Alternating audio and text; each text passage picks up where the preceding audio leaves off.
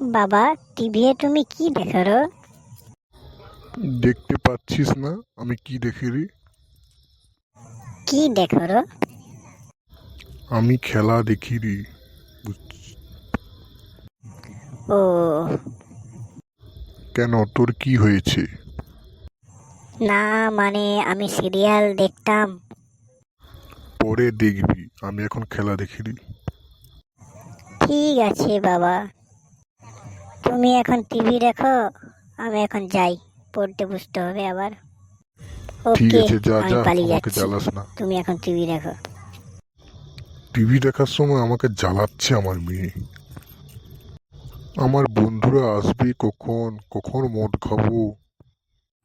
এই তো চলে এসে গেছি, কখন মদ খাবি? ল্যাওরা, তোর কখন আমি দেখেছি, তুই কখন এসেছিস?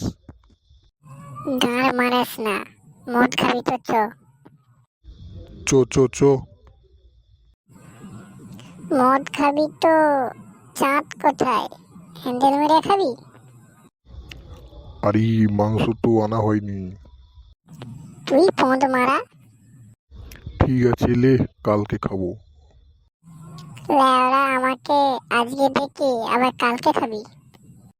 রাগ করিস না, মাংস ছাড়া মদ খাওয়া একটা মজাই নেই।